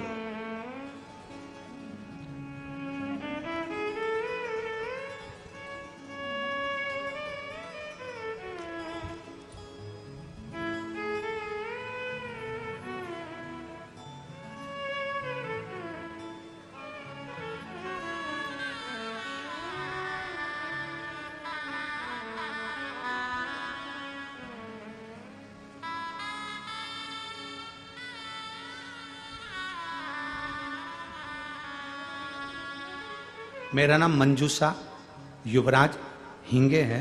मैं ग्राम आसोला तहसील जिला यवतमाल की रहने वाली हूँ। कहीं बैठी हो हाथ हिला सकती हैं, कहीं बैठी हो। मेरा नाम मंजूषा युवराज हिंगे, मैं ग्राम आसोला तहसील जिला यवतमाल की रहने वाली हूँ। कहीं बैठी हो तो हाथ हिला सकती हैं। दिख गई? हाथ हिलाओ एक बार, ऐसे तो दिख जाओगे। हाँ ठीक है। श्री शिवाय नमस्तुभ्यं। मैं ग्राम आसोला की रहने वाली हूं गुरुदेव।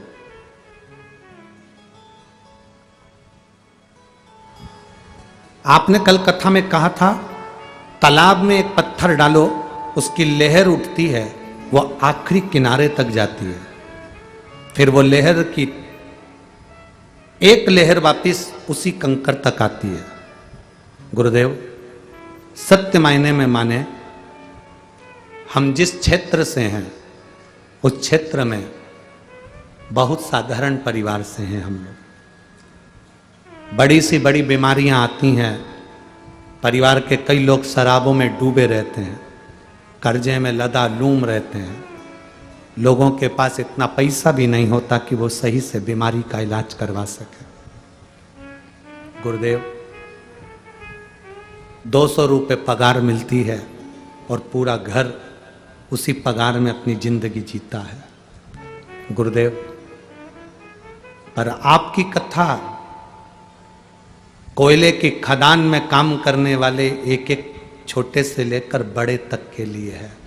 गुरुदेव, जब कोई व्यक्ति 200 रुपये कमाने के बाद भी अपने घर का गुजारा करता है ना, तो उसके मन में एक उमंग रहती है। हमारे क्षेत्र के कई लोगों ने आपके बल पर दारू छोड़ दी, आपके बल पर मीट खाना छोड़ दिया, आपके बल पर हमारे क्षेत्र के लोगों ने भगवान शिव को मानना चालू कर दिया। गुरुदेव, आप केवल जायसवाल जी के लिए कथा में नहीं आए हो, आप हम जैसे 200 रुपए में काम करने वालों के लिए कथा कहने के लिए आए हो। गुरुदेव, हम 200 रुपये कमाने वाले बड़े कहीं जगह जाकर कथा नहीं सुन सकते, क्योंकि परिवार पूरा रहता है। 200 रुपये की रोजंदारी पर काम करने वाला कैसे दूसरी जगह जाकर कथा सुन ले, कैसे खर्चा कर दे? हमारे पास में वो खर्चा भी नहीं।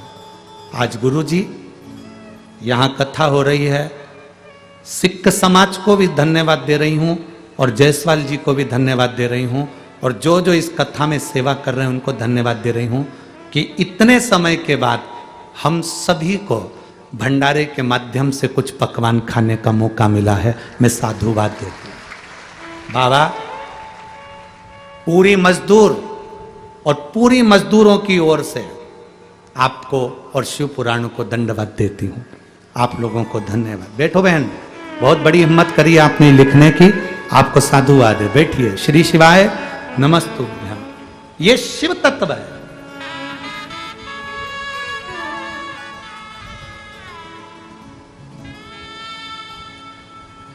आज हमको अच्छा लगा, जायसवाल जी, राजा भैया, बड़ी खुशी हुई। यहां सिख समाज के भी लोग बैठे हैं, हमको बड़ा प्रसन्नता हुआ। इस चीज की प्रसन्नता, हमारे पास लोग प्रश्न करते थे, आप कथा करिए ना, आपको भंडारे से क्या मतलब है? इतने लोगों को भोजन क्यों करवाते हो? जो आता है वो भोजन करके जाता है। आज हमें प्रसन्नता है कि हमारा कथा करना सार्थक हो गया, कम से कम लोगों के मुख में कुछ निवाला तो गया। आज हमें सार्थकता सिद्ध हो गई शिव महापुराण की।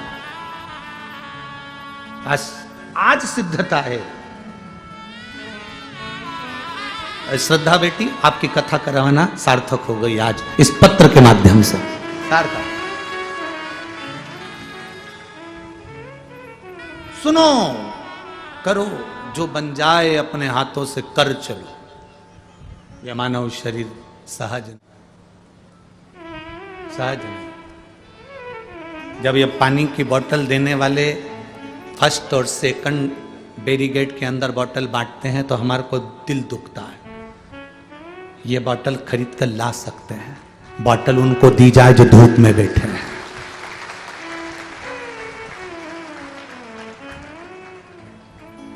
जो धूप में बैठे हैं, 200 रुपए में से 20 रुपए ऑटो वाले को देकर या पैदल चलकर बहुत दूर से आ रहे हैं, कथा सुनना है, बैठना है, बाबा की कथा है, सुनना है। हमने सुना है सीहोर वाला बाबा आता है, कथा कहता है तो लोगों के दुख मिटते हैं, पंडाल से वो खुश होकर जाता है। ये तमन्ना लेकर जब वो शिव की कथा तक आता है तो जी कोई खाली नहीं जाता। ये मेरा विश्वास करता है 3 महीने में बाबा भंडार भर कर देता है। आप आए जरूर हो इतनी दूर से कथा सुनने के लिए। आज कथा का चौथा दिन हो जाएगा, कल 5वां दिन, 6ठा दिन और 7वें दिन का विराम। 3 दिन की कथा और बची है।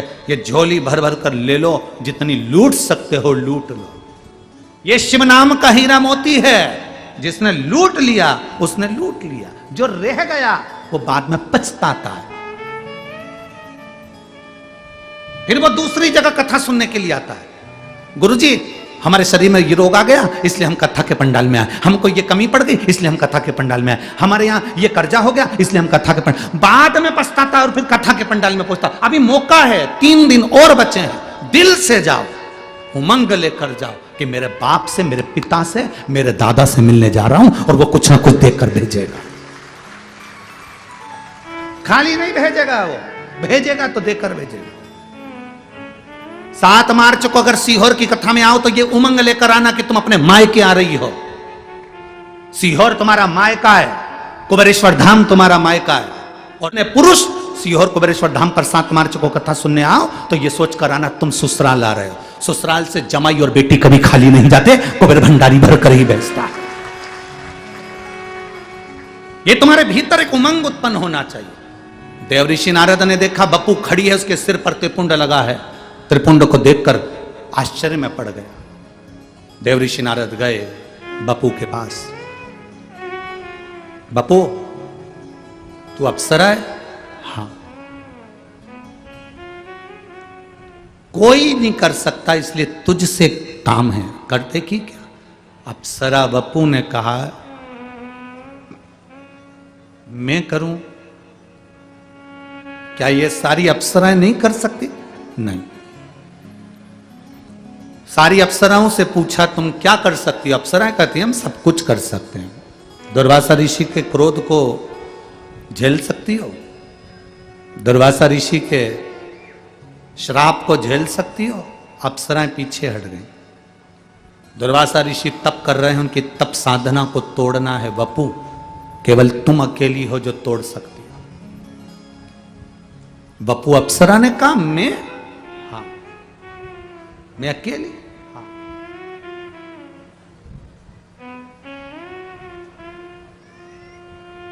केवल तुम अकेली हो जो ये तप साधना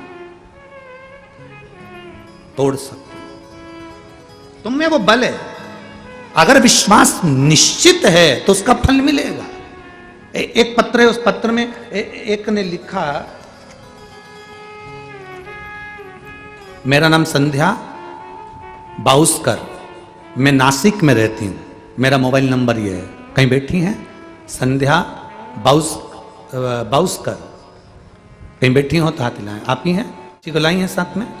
हाँ लिया इसको, लिया। मैं वर्णन करना चाहती हूं गुरुदेव। मेरी बहू 3 महीने की गर्भ में थी, तब डॉक्टर, नासिक के डॉक्टर, नागपुर के डॉक्टर, पुणे और मुंबई के डॉक्टरों ने कह दिया था ये बच्चा गिरवा दीजिए, ये बच्चा मत रखिए, इस बच्चे का सिर बड़ा है, इसका भेजा बेकार है, शरीर विकलांग है, इस बच्चे को तुम मत रखो। लेकिन बहुत सालों के बाद तो बाबा ने संतान दी गुरुदेव। मेरी बहू से मैंने कहा, डॉक्टर ने कहा है कि इस बच्चे को मत रखो, इस बच्चे का माइंड काम नहीं करेगा, बोलेगा नहीं, बैठ नहीं पाएगा, चल नहीं पाएगा, हाथ पैर इसके काम नहीं करेंगे, ये पूर्ण तरह से विकलांग पैदा होगा। मेरी बहू ने कहा नहीं मां, सीहोर वाला महाराज कथा में छाती ठोक कर कहता है कि शंकर पर चढ़ी हुई बेलपत्र साधारण नहीं होती, शिवजी पे चढ़ा हुआ जल साधारण नहीं होता। मां मैं शंकर पर चढ़ी हुई बेलपत्र खाती रहूंगी और अपने बच्चे को स्वस्थ रखूंगी। भले डॉक्टर कह दिया कि इसको मत रखो, गिरा दो, इसको अबॉर्शन करवा दो इसका, पर मैं इस बच्चे को अबॉर्शन नहीं करने दूंगी। गुरुदेव 5वां महीना पूर्ण हुआ, फिर डॉक्टर को दिखाया तो डॉक्टर ने कहा इस बच्चे का सिर बढ़ चुका है। सोनोग्राफी में आया कि बच्चे का सिर बढ़ चुका है, ये बच्चा नॉर्मल नहीं है। ये बच्चा जीवन भर के लिए बेकार रहेगा, चलेगा नहीं, बैठेगा नहीं, उठेगा नहीं, बोलेगा नहीं, देख नहीं पाएगा, सुन नहीं पाएगा। पर डॉक्टर ने तो कह दिया, पर शिव पुराण तो शिव पुराण है ना गुरुदेव।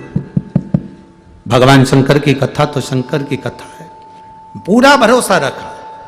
एक बेलपत्री लाती, पेट पर रखती, रात्रि को सिराने रखती, 2 दिन बाद उसको खा लेती, जल चढ़ा हुआ पी लेती, और बाबा की कृपा से मैंने 9 महीने निकाले।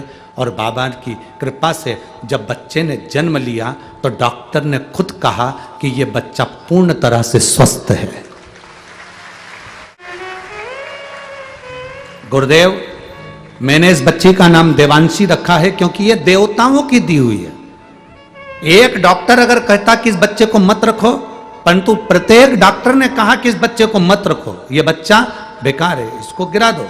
परंतु नहीं गुरुदेव, बाबा की कृपा से मेरे को स्वस्थ बच्चा हुआ। मैं आज उसको यहां प्रणाम करने के लिए नासिक से लाई हूं, बाबा के चरणों को प्रणाम करने के लिए आई हूं। शिव तत्व है, अवघड़ी है समय। एक विश्वास, रिटर्न बढ़ाओ, रिटर्न, एक विश्वास जागृत हो।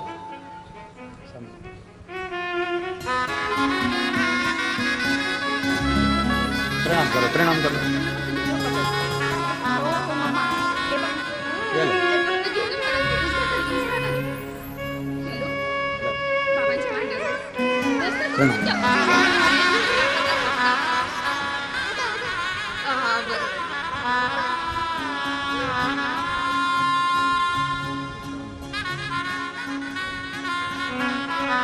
शिव तत्व है, शंभु ओघड़ी है। और लुटा दिया भंडार काशी वाले, कर दिया मालावा काशी वाले, लुटा दिया भंडार काशी वाले, कर दिया मालावा काशी वाले। मिले कथा सुनो, 100, 150, 500, 250 किलोमीटर की दूरी पर भी हो, सुनने चले जाओ। 5 फरवरी से 9 फरवरी तक झारखंड में जमशेदपुर में काजू बागान में कथा होगी, 2 बजे से 5 बजे तक। पतालेश्वर शिव महापुराण कथा सुनना, उसको 5 दिन की है।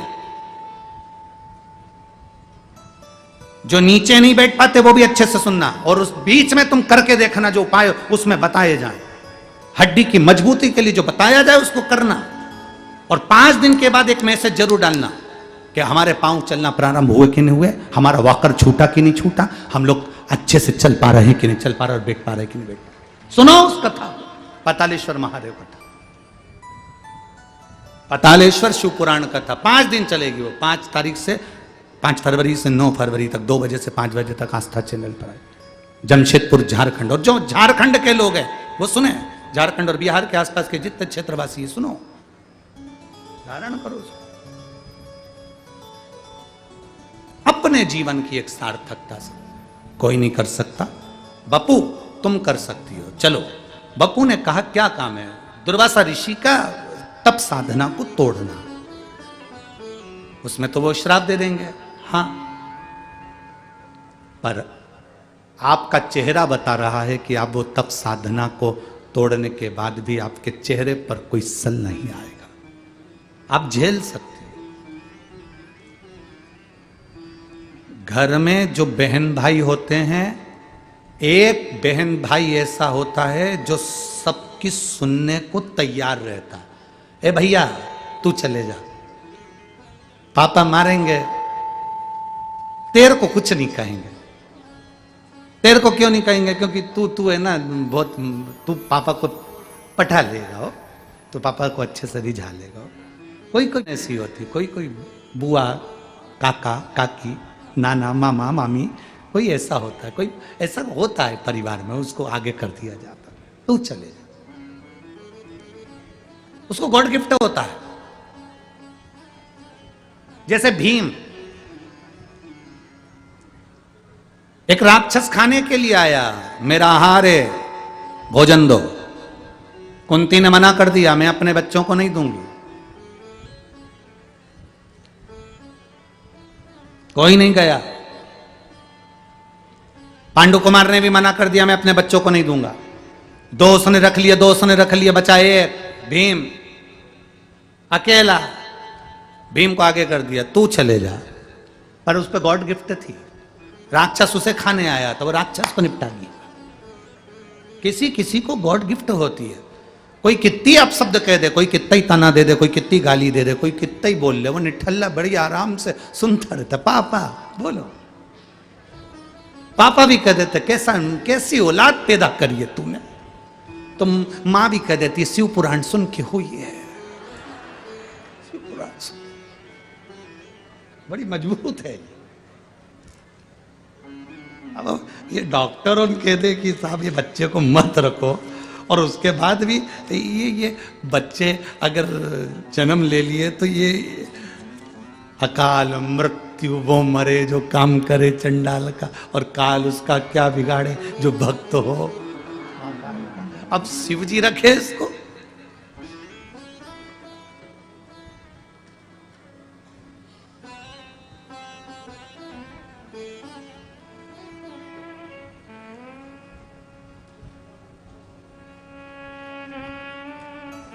एक विश्वास के साथ चलो, और वो विश्वास के साथ चलो, कार्य में सफलता मिलेगी निश्चित, उसमें लाभ मिलेगा निश्चित है। बपू गई, चलो। अब शंकर का भक्त कैसा होता है, शिव का उपासक कैसा होता है? लोग कहते हैं जो पानी चढ़ा रहा है केवल उस तक सीमित है शिव पुराण, नहीं। जो पानी चढ़ा रहा है उसकी 71 पीढ़ी तक सीमित है शिव महापुराण की कथा। उसकी 71 पीढ़ी तक शिव महापुराण की कथा निश्चितता देती है। और वो यहां बपू अप्सरा की कथा कर रही है, बपू अप्सरा की कथा।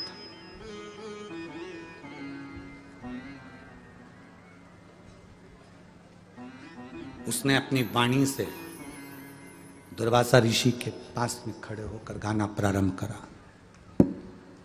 जब वाणी से गाना प्रारंभ करा, जैसे ही उसने गीत गाया, गाते से ही दुर्वासा ऋषि के नेत्र खुल गए और क्रोध में आ गए।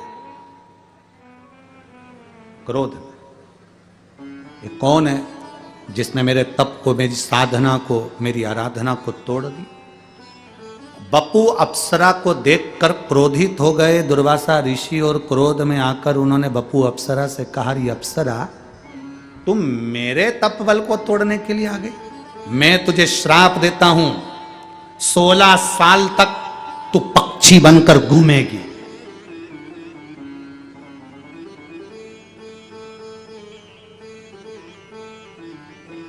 सोलह वर्ष तक तू पक्षी बनकर घूमेगी, ये मेरा श्राप है। बपू अप्सरा की आंख में जल भर गया। दुर्वासा जी से कुछ नहीं बोली। जिसका त्रिपुंड मस्तक पर लगा था, जिसका वो गुणगान करती थी, उस शिव को याद किया। शिव को। तुम्हें अगर कोई गाली दे, शंकर के भक्तों से निवेदन है, शिव के उपासकों से निवेदन है, कोई तुम्हें गाली दे, तुम जवाब मत दो। तुम्हारा जवाब तुम्हें नहीं देना है, तुम्हारा जवाब वो रब देगा, तुम्हारा जवाब वो भोले नाथ देगा। तुम्हें जवाब नहीं देना। कोई तुम्हें अपशब्द कहे, जवाब वो देगा। तुम्हें कोई आड़ा टेढ़ा, जैसे वो भैया ने लिखा था जो वहां से आए हैं, तो उन्होंने लिखा इस पत्र में कि तेलंगाना से जो आए थे, उन्होंने लिखा कि दुनिया हंसती है, हंसने दो।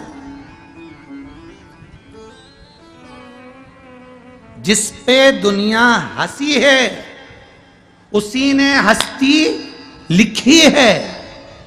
जिस पे हंसी है, उसी ने कुछ ना कुछ अच्छा किया है।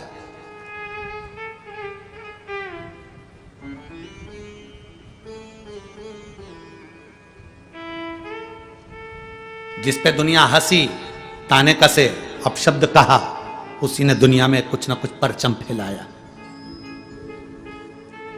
जितनी गाली पड़ती है उतनी ध्वजा ऊपर जाती है। और फिर याद रखना, जितनी पतंग ऊपर जाती है उसको काटने वालों की संख्या बढ़ जाती है। पतंग जितनी ऊंची जाएगी, पड़ोस की छत पे जितने खड़े होंगे वो अपनी पतंग से ऊंची वाली पतंग को काटने का प्रयास करेंगे। तुम्हारा नाम जितना ऊंचा जाएगा, अड़ोसी पड़ोसी की छत तैयार है, घबराना नहीं, परंतु जवाब तुम्हें नहीं देना है, जवाब देगा वो जिसका हम भजन कर रहे हैं। जो तुमको चाहता है, तुम जिसको चाहती हो, तुम्हारा जो आपस में प्रेम है, जिससे तुम बहुत दिल से प्रेम करते हो और वो तुम्हारे साथ चल रही हो और कोई गाड़ी वाला उसको टक्कर मार के चले जाए तो वो झगड़ा करेगी क्या? बोलो तो जम के। नहीं, झगड़ा कौन करेगा? बेरू। जगदम्बा नहीं बोलेगी। जगदम्बा तो ओ माँ। अब भेरू ने कहा क्या हुआ है? वो टक्कर मार के गया, रुक जा। उसने गाड़ी दौड़ाई, पकड़ा गिरवान, चल इधर, और 2 दिया रख के। उसने पूछा, टक्कर तो उसको लगी थी, तू मुझे क्यों मार रहा है? उसने कहा वो मेरे दिल में बसी थी, जिसको टक्कर लगी थी। तो तू क्यों मार रहा है? वो मेरे दिल में है। तो वो मारे ना, वो नहीं मारेगी, मैं मारूंगा, क्योंकि मैं उससे दिल लगा बैठा हूं। बस तुम महादेव पर जल चढ़ाओ, तुम महादेव के दिल में बैठे, महादेव तुम्हारे दिल में बैठा, तुम्हें टक्कर लगेगी तो जवाब वो देगा। तुम्हें जवाब नहीं देना, जवाब वो देगा। वो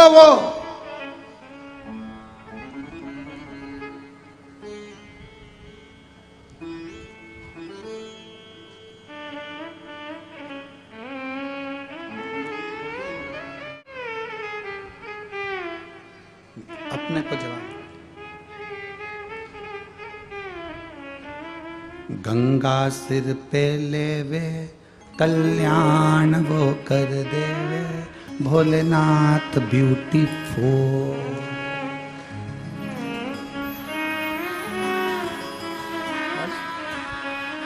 जिससे हमने दिल लगाया, जिसने हमने लगन लगाई। गंगा सिर पे लेवे, कल्याण वो कर देवे, भोलेनाथ ब्यूटीफुल। कल्याण वो कर देवे, भोलेनाथ ब्यूटीफुल। वो है, हमें नहीं सोचना। बप्पू को श्राप लग गया तो 16 साल तक पक्षी बनेगी। बप्पू आंखों में नीर भर ली, जवाब किसी ने नहीं दिया। जवाब दिया महादेव ने। दुर्वासा के सामने प्रकट होगा, इसको कोई वर दीजिए। श्राप लगा, मान रहा हूं, पर इसे वर दो। वर दिया। 16 साल के बाद एक बाण इसको लगेगा, उससे इसके प्राण छूट जाएंगे और ये फिर अप्सरा नहीं बनेगी, फिर देवी बन जाएगी। ये शिव कृपा। फिर ये अप्सरा नहीं बनेगी, ये देवी बन जाएगी। पक्षी बनकर उड़ रही थी। कुरुक्षेत्र का मैदान था, महाभारत का युद्ध चल रहा था। महाभारत का युद्ध चल रहा था, कुरुक्षेत्र का मैदान था, उड़ रही थी। अर्जुन ने एक बाण छोड़ा, वो बाण गलत दिशा में चले गया और पक्षी को लग गया। वो पक्षी गर्भ से थी, गर्भ में उसके 4 अंडे, 4 बच्चे थे। जैसे ही उसके प्राण छूटे, नीचे गिरी, उसके गर्भ से 4 अंडे बाहर निकल गए। पक्षी, अप्सरा, वपु, शंकर की उपासक, उसकी आंख में से जल बह रहा है मरते समय। मैं तो चली जाऊंगी, पर ये मेरे 4 बच्चे जो नीचे अंडे के रूप में गिरे हैं, इनका क्या होगा? उस स्थान पर शंकर भगवान प्रकट होकर बप्पू से कहते हैं, बप्पू तूने मेरे ऊपर एक लोटा जल चढ़ाया है, मैं 71 पीढ़ी तक का ध्यान रखता हूं, तू क्यों चिंता करती है? तेरे बच्चे को कुछ नहीं होने दूंगा। युद्ध के मैदान में एक तरफ कौरव है, दूसरी तरफ पांडव है। युद्ध के मैदान में घोड़े दौड़ेंगे, हाथी दौड़ेंगे, और मेरे बच्चे 4 अंडे यहां पड़े हैं, 4 बच्चे पड़े हैं, ये तो उस कुचा जाएंगे, मर जाएंगे। शिव जी कहते तूने जल चढ़ाया है, चिंता मत कर। जल चढ़ाने वाला व्यक्ति मर भी जाता है तो उसके बच्चे की देख रेख भी शिव करता है। मैं हूं, तू क्यों चिंता करती है? मेरे बच्चों का क्या होगा? शंकर भगवान ने इशारा करा, देख नीचे क्या हो रहा है। अर्जुन ने बाण छोड़ा, बाण छोड़ते से ही हाथी के गले में जो घंटा था वो नीचे गिरा, घंटा गिरते से ही अंडों के ऊपर गिर गया, 4 अंडे घंटे के नीचे दब गए। पूरा युद्ध हो गया कुरुक्षेत्र का, युद्ध समाप्त भी हो गया कुरुक्षेत्र का। तब वहीं से, उसी स्थान से एक गुरु बाबा का निकलना हुआ, जिनका नाम था शमीक ऋषि।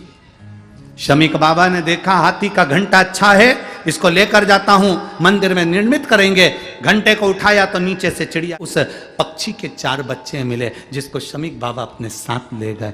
शिव जी ने उस बप्पू से कहा, देख बप्पू अप्सरा, जो शंकर की शरणागति में रहता है उसके बच्चा क्या, उसके 3 तिल मात्र की रक्षा शिव करता है, शिव करता है।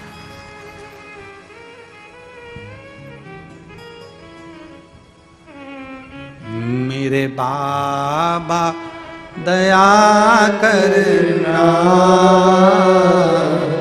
मैं तेरे भरोसे हूँ। भोले बाबा दया करना, मैं तेरे भरोसे हूँ। ना घर के भरोसे हूँ, ना परिवार के भरोसे हो, ना घर के भरोसे हो, ना परिवार के भरोसे हो। भोले बाबा दया करना,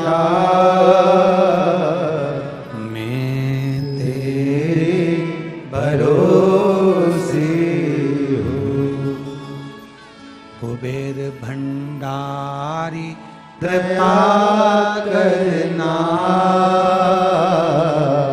मैं तेरे भरोसे हूँ। इसी को कहते हैं शिव तत्व। कुबेर भंडारी कृपा करना,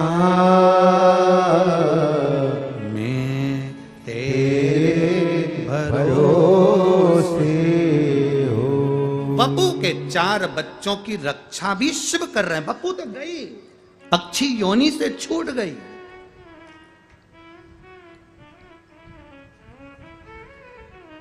बप्पू तो गई, पक्षी योनि से छूट गई, रक्षा कर रहे हैं शिव। कैसे रक्षा करते हैं ये उनके ऊपर निर्भर करता है, ये उनके ऊपर। जन्म मरण परण, जन्म मृत्यु और विवाह, ये 3 शिव जी ने अपने पास में रखा। किसके साथ शादी होगी, कौन पति बनेगा, कौन पत्नी बनेगी, ये उसको मालूम। तुम 10 लड़के देख लो, पर जिसके साथ उसने संबंध जोड़ा होगा उसी से होगा। तुम कितना ही रो लो, मेरी किस्मत में ये लिखे है, और पति कितना भी गुस्से में कह दे मेरे तो भाग फूट गए तो तू मेरे पास आई, तुम्हारे कहने से कुछ नहीं होगा। ये तो भगवान भोलेनाथ की लीला है।